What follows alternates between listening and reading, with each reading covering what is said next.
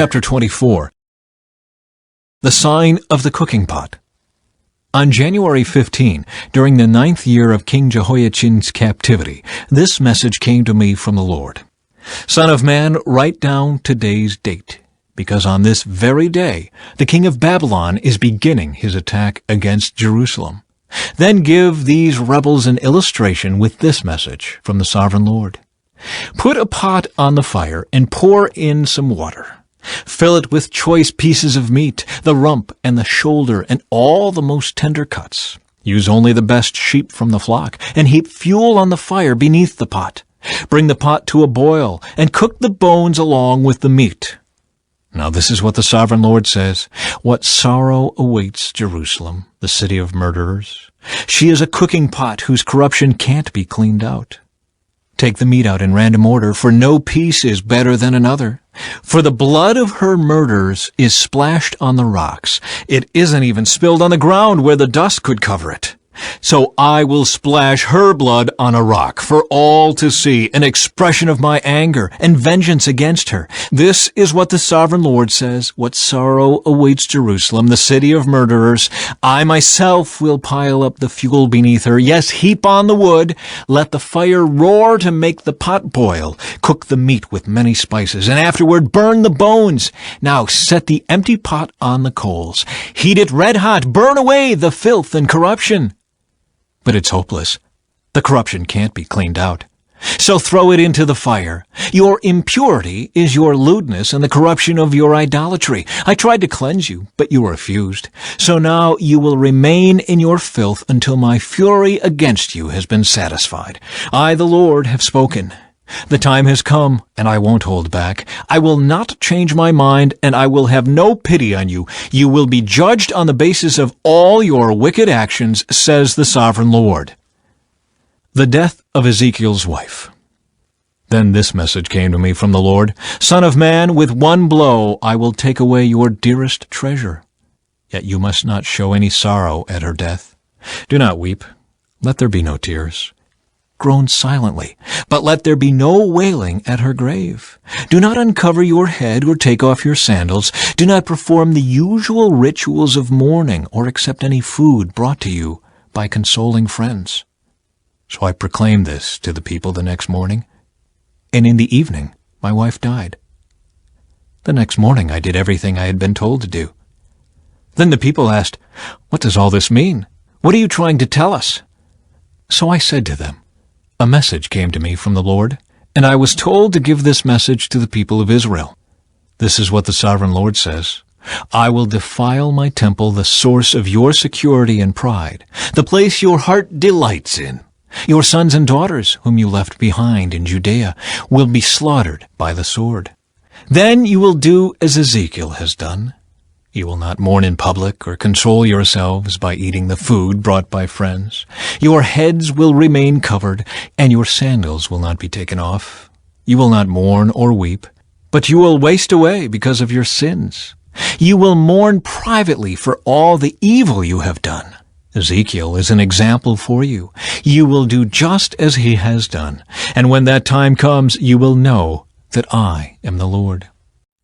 Then the Lord said to me, "Son of man, on the day I take away their stronghold, their joy and glory, their heart's desire, their dearest treasure, I will also take away their sons and daughters. And on that day a survivor from Jerusalem will come to you in Babylon and tell you what has happened. And when he arrives, your voice will suddenly return so you can talk to him. And you will be a symbol for these people. Then they will know that I am the Lord." Chapter 25. A message for Ammon. Then this message came to me from the Lord. Son of man, turn and face the land of Ammon and prophesy against its people. Give the Ammonites this message from the sovereign Lord. Hear the word of the sovereign Lord. Because you cheered when my temple was defiled, mocked Israel in her desolation, and laughed at Judah as she went away into exile, I will allow nomads from the eastern deserts to overrun your country. They will set up their camps among you and pitch their tents on your land. They will harvest all your fruit and drink the milk from your livestock. And I will turn the city of Rabbah into a pasture for camels, and all the land of the Ammonites into a resting place for sheep and goats. Then you will know that I am the Lord. This is what the sovereign Lord says. Because you clapped and danced and cheered with glee at the destruction of my people, I will raise my fist of judgment against you. I will give you as plunder to many nations. I will cut you off from being a nation and destroy you completely. Then you will know that I am the Lord. A message for Moab. This is what the sovereign Lord says. Because the people of Moab have said that Judah is just like all the other nations, I will open up their eastern flank and wipe out their glorious frontier towns, Beth-Jeshemoth, Baal-Meon, and Kiriathaim. And I will hand Moab over to nomads from the eastern deserts, just as I handed over Ammon. Yes, the Ammonites will no longer be counted among the nations. In the same way, I will bring my judgment down on the Moabites. Then they will know that I am the Lord. A message for Edom. This is what the sovereign Lord says. The people of Edom have sinned greatly by avenging themselves against the people of Judah. Therefore, says the sovereign Lord, I will raise my fist of judgment against Edom. I will wipe out its people and animals with the sword. I will make a wasteland of everything from Teman to Dedan. I will accomplish this by the hand of my people of Israel. They will carry out my vengeance with anger, and Edom will know that this vengeance is from me. I, the sovereign Lord, have spoken. A message for Philistia. This is what the sovereign Lord says. The people of Philistia have acted against Judah out of bitter revenge and long-standing contempt. Therefore, this is what the sovereign Lord says. I will raise my fist of judgment against the land of the Philistines. I will wipe out the Kerethites and utterly destroy the people who live by the sea. I will execute terrible vengeance against them to punish them for what they have done. And when I have inflicted my revenge, they will know that I am the Lord. Chapter 26. A message for Tyre. On February 3, during the 12th year of King Jehoiachin's captivity, this message came to me from the Lord. Son of man, Tyre has rejoiced over the fall of Jerusalem, saying, Ha! She who was the gateway to the rich trade routes to the east has been broken, and I am the heir. Because she has been made desolate, I will become wealthy. Therefore, this is what the sovereign Lord says. I am your enemy, O Tyre, and I will bring many nations against you, like the waves of the sea crashing against your shoreline. They will destroy the walls of Tyre and tear down its towers. I will scrape away its soil and make it a bare rock. It will be just a rock in the sea, a place for fishermen to spread their nets. For I have spoken, says the sovereign Lord. Tyre will become the prey of many nations, and its mainland villages will be destroyed by the sword. Then they will know that I am the Lord. This is what the sovereign Lord says. From the north I will bring King Nebuchadnezzar of Babylon against Tyre.